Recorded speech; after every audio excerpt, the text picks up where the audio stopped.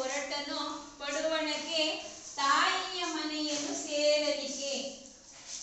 ಸಂಜೆಯ ಹೊತ್ತಿನ ಬಿಸಿಲು ಕಣ್ಣಿಗೆ ಹಿಗ್ಗಿನ ಅಂದದ ಹೊನಲು. ಬಿಳಿತೆರೆ ಮೋಡದ ಅಂಚಿನಲ್ಲಿ ಪಡುವಣಕ್ಕೆ ತಾಯಿಯ ಮನೆಯನ್ನು ಸೇರಲಿಕ್ಕೆ. ಸಂಜೆಯ ಹೊತ್ತಿನ ಬಿಸಿಲು. ಬರಿ ರವಿ ಅಂತ ಬರಿ ನೋಡೋಣ ಹೇಗೆ ಬರೀತೀಯ. ರವಿ ಅಂದ್ರೆ ಬರಿ ರವಿ ಅಂತ ತಪ್ಪು ಬರಿ ಕಾಣಿಗೆ. Very good. ರವಿ. ರವಿಗೆ ಬೇರೆ ಬೇರೆ ಹೆಸರು ಇದೆ ಗೊತ್ತಾ ನಿಮಗೆ? ಏನೇನಿದೆ? ಈಕ್ವಲ್ ಈಕ್ವಲ್ ಸಮಚಿಹ್ನೆ ಪಾಲಿನಿ. ನೀನು ಹೋಗ್ಬಿಟ್ಟ ಹೋಗಲಿ. ಭಾಸ್ಕರ ಅಂದ್ರೆ ಅಲ್ವಾ? ರವಿನ ರವಿ ಅಂದ್ರೆ ಸೂರ್ಯ, ಭಾಸ್ಕರ ಏನೇನೇನಿದೆ ಒಬ್ಬೊಬ್ರು ನಾನು ಬರೀ ಯಾವ್ದಾದ್ರು ಒಂದು ಬರ್ಬಿಟ್ಟು.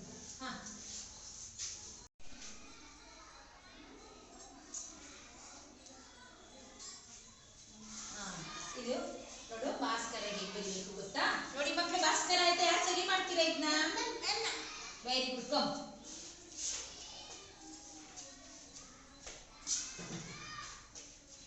ಅಳಿಸ್ಬಾರ್ದು, ಅಲ್ಲೇ ಬರೀ ಅವನು ತಿದ್ಕೊಳಕ್ ನೋಡು.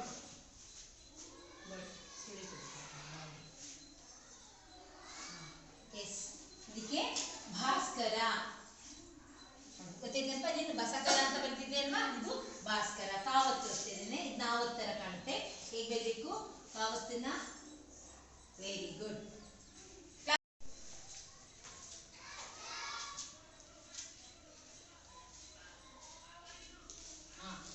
ಆಯ್ತು, ವೆರಿ ಗುಡ್. ಕ್ಲಾಸ್ ಅಂತ ಸೂರ್ಯ ಹುಟ್ಟುವ ದಿಕ್ಕು ಯಾವುದು?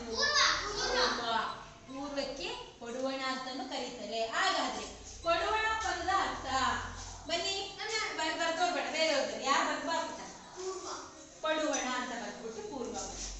Very good. ಅಲ್ಲೆಲ್ಲ ಬರಿ, ಅದು ರವಿ ಕೆಳಗಡೆ ಬರಿ, ಸಣ್ಣ. ಪಾಸ್ ಸರಿ ಬರಿ, ಡಸ್ಟರ್ ಯೂಸ್ ಮಾಡಿ. ಪಡುವಣ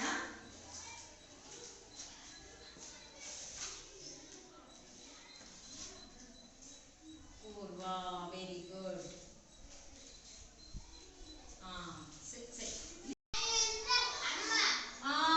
ಅಮ್ಮ. ಈಗ ಸೂರ್ಯ ಎಲ್ಲಿಗೆ ಹೊರಡ್ತಾ ಇದ್ದಾನಂತೆ? ಯಾವ ಕಡೆಗೆ? ಪೂರ್ವದಿಂದ ಬರ್ತಾ ಇದ್ದಾನೆ ಸೂರ್ಯ, ಹುಟ್ಟುತ್ತಾ ಇದ್ದಾನೆ. ಆಮೇಲೆ ಏನ್ ಹೇಳ್ತಾನೆ? ಪಡುವಣ. ಪಡುವಣ ಅಂದ್ರೆ ಯಾವ ದಿಕ್ಕು? ಪೂರ್ವ. ಪೂರ್ವದಿಂದ ಯಾವ ಕಡೆಗೆ ಇದ್ದಾನೆ? ಜಾಣ್ ಮಕ್ಕಳು, ಪಶ್ಚಿಮದ ಕಡೆಗೆ ಹೊರಡ್ತಾ ಇದ್ದಾನಂತೆ ಸೂರ್ಯ. ಸಂಜೆಯ ಹೊತ್ತಿನ ಬಿಸಿಲು ಕಣ್ಣಿಗೆ ಹಿಗ್ಗಿನ ಅಂದದ ಹೊನಲು. ಹೊನಲು ಅಂದ್ರೇನು? ನದಿ.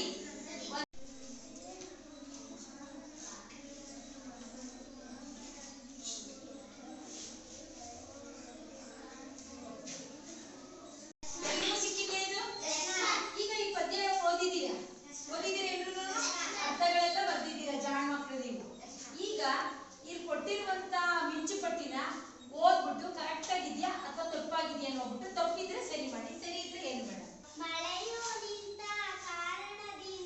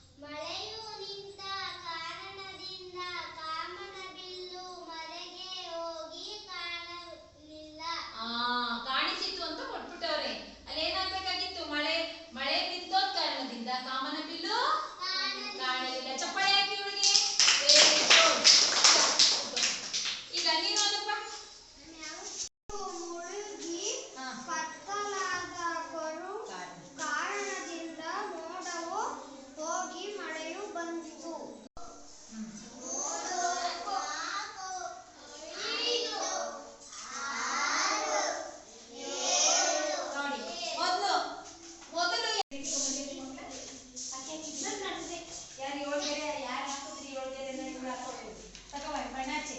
ಅದೇ ಪ್ರಕಾರ ಮೇಲ್ಗಡೆ ಯಾವ ಬಣ್ಣ ನೋಡಿ ನೋಡಿ ಕಾಮನ್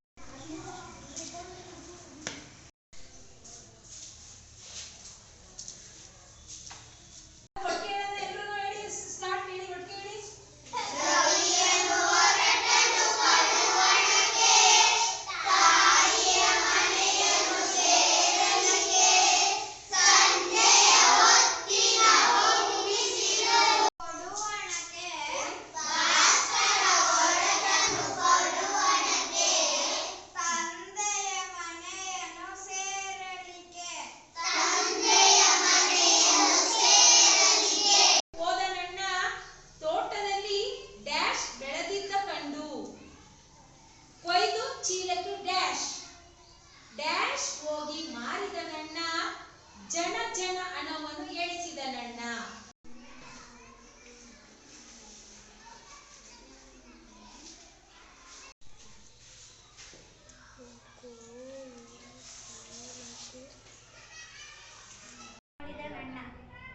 ಹೊಂಚು ಹಾಕಿ ಕಿತ್ತುಕೊಂಡನಣ್ಣ. ತಿಮ್ಮಣ್ಣ ಜೋರಾಗಿ ಕಿರುಚಿದನಣ್ಣ. ಆಗಲೇ ತಿಳಿದಿದ್ದು ಇದು ಕನಸಣ್ಣ. ತೋಟದಲ್ಲಿ ತರಕಾರಿ ಬೆಳೆದಿದ್ದ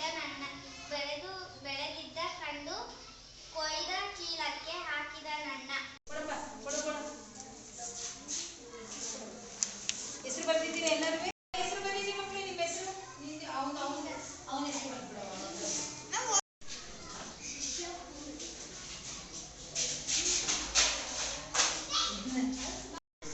ಹೇಗೆ ಅನ್ಸುತ್ತೆ ತರಗತಿ ಪ್ರೋಸೆಸ್ ಮಾಡ್ಬೋದು, ಅದನ್ನ ಮಕ್ಕಳು ಇನ್ವಾಲ್ವ್ ಆಗ್ತಾರ ಆ ಥರದಲ್ಲಿ ಇಟ್ಕೊಂಡು ನಾನು ಎರಡು ಇದಕ್ಕೆ ಸುಗಮಕಾರರಾಗಿ ಹೋಗಿದ್ದೆ ಸರ್.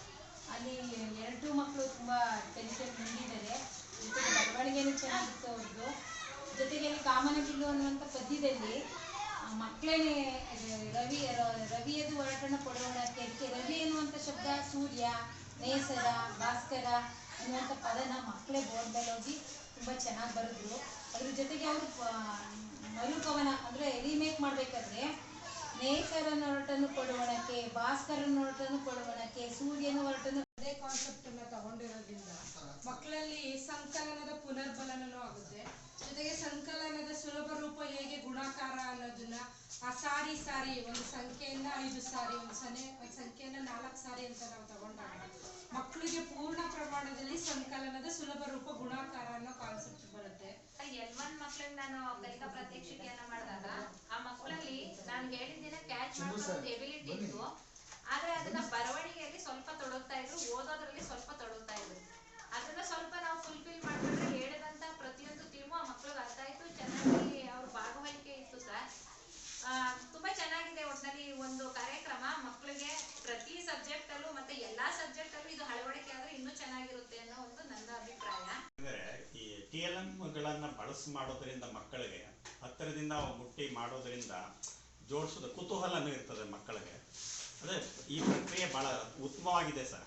ಇದನ್ನು ಸ್ವಲ್ಪ ಇಲ್ಲಿ ನಾನು ಕನ್ನಡ ಒಂದು ಸಬ್ಜೆಕ್ಟ್ ವೀಕ್ಷಣೆ ಮಾಡಿದೆ. ಮಕ್ಕಳು ಮೌಖಿಕವಾಗಿದ್ದಾರೆ. ಕೆಲವೊಂದು ಅಲ್ಲಿ ಸ್ಪೆಲ್ಲಿಂಗ್ ಮಿಸ್ಟೇಕ್ಗಳು ಮಕ್ಕಳಲ್ಲಿ ಕಂಡು ಬಂದವು. ಮೌಖಿಕವಾಗಿ ಎಲ್ಲ ಕಾಮನ್ ಆಗಿ ಹೇಳ್ತವೆ, ಪದ್ಯನೆಲ್ಲ ಮೌಖಿಕವಾಗಿ ಹೇಳ್ತವೆ. ಬರವಣಿಗೆ ರೂಪದಲ್ಲಿ ಸ್ವಲ್ಪ ಅವು ಡೆವಲಪ್ ಆದ್ರೆ ಚೆನ್ನಾಗಿರ್ತದೆ ಅಂತ. ವಸ್ತುಗಳನ್ನ ಮಗು ಮುಟ್ಟಿ ಈ 10ರ ಗುಂಪು 34 ಅಂದ ತಕ್ಷಣನೇ ಅಲ್ಲಿ 3ರ 10 ಗುಂಪು ಇದೆ, 4 ಸಪರೇಟ್ ಬಿಡಿಗಳ ಕಾರ್ಡ್ಗಳಿದಾವೆ ಅಂದಾಗ ನಾವು ಇವನ್ನೇ ಗುಣಾಕಾರ ಮಾಡ್ಲಿ, ಭಾಗಾಕಾರ ಮಾಡ್ಲಿ, ಮತ್ತು ಸಂಕಲನ, ವ್ಯವಕಲನ ಎಲ್ಲಾ ಕ್ರಿಯೆಗಳಿಗೂ ಯೂಸ್ ಮಾಡ್ಕೊಳ್ಳೋಕೆ ಅನುಕೂಲ ಆಗುತ್ತೆ. ಅಂದ್ರೆ ನಾವು ಏನು ಟೀಚಿಂಗ್ ಏಡ್ಸ್ ಇಲ್ದಂತೆ, ಯಾವುದೇ ರೀತಿ ಪರಿಕಲ್ಪನೆ ಇಲ್ದಂತೆ ಹೋದಾಗ ನಮ್ಗೆ ಲೆಸನ್ ಅಷ್ಟು ಪರ್ಫೆಕ್ಟ್ ಅನ್ಸಲ್ಲ. ಟೀಚಿಂಗ್ ಏಡ್ಸ್ಗಳನ್ನ ನಮ್ಗೆ ಸಾಕಷ್ಟು ಅಂದ್ರೆ ಗಣಿತ ಕಿಟ್ನಲ್ಲಿ ಬಹಳಷ್ಟು ಸಾಮಗ್ರಿಗಳನ್ನ ಕೊಟ್ಟಿದ್ದಾರೆ. ನಮ್ಮ ನೈಜ ಪರಿಸರದಲ್ಲಿ ಸಾಕಷ್ಟು ಕಲ್ಲು, ಬೀಜ, ಈ ಮಣಿ ಈ ತರದೆಲ್ಲ ಸಿಗುತ್ತೆ. ಇವನ್ನೇ ಇಟ್ಕೊಂಡು ಮಕ್ಕಳನ್ನು ಬಳಸ್ಕೊಂಡು ಮಕ್ಕಳನ್ನು ಮಾಡ್ಕೊ ಬನ್ನಿ ಅಂದ್ರೆ ಸಣ್ಣ ಇದೆಲ್ಲ ತರ್ತಾರೆ. ಊರಿನಲ್ಲಿ ಬೆಳಗ್ಗೆ ಇರ್ತಾರೆ, ಅವ್ರ ಹತ್ರ ಪೀಸ್ ಆಫ್ ಮನೆಗಳೆಲ್ಲ ತಂದ್ಕೊಂಡು ಅದ್ರ ಮೇಲೆಲ್ಲ ನಂಬರ್ಗಳೆಲ್ಲ ಬರ್ಕೋಬಹುದು. ಎಕ್ಸ್ಪೆಷಲಿ ಮ್ಯಾಥ್ಸ್ ನಾವು ನೋಡಿದಾಗ ಎಕ್ಸ್ಪೆಷಲಿ ಲ್ಯಾಂಗ್ವೇಜ್ ಅಂತ ಬಂದ್ರೆ ಇನ್ ಸಾಮಾನ್ಯವಾಗಿ ನಾವು ಪದ್ಯ ಅಂದಾಗ ಹೆಚ್ಚಿನ % ಫೋಕಸ್ ಹೋಗೋದು ಹಾಡಿಗೆ, ರಾಗಕ್ಕೆ ಹೋಗ್ತೀವಿ. ಬಟ್ ಅದೇನಾಗಲ್ಲ ಅಂದ್ರೆ ಕಾಂಪ್ರೋ ಆಗಲ್ಲ ಪದ್ಯ. ಆ ಮ್ಯೂಸಿಕ್, ತಾಳ ಕಡೆ ಫೋಕಸ್ ಹೋಗ್ತದೆ. ಪದ್ಯದ ಒಳಗೆ ಏನಿದೆ ಅನ್ನೋ ತರಕ್ಕೆ ಅದಕ್ಕೆ ಹೆಚ್ಚು ಓದೋ ತರದ ಚಟುವಟಿಕೆಗಳಾಗ್ಬೇಕು.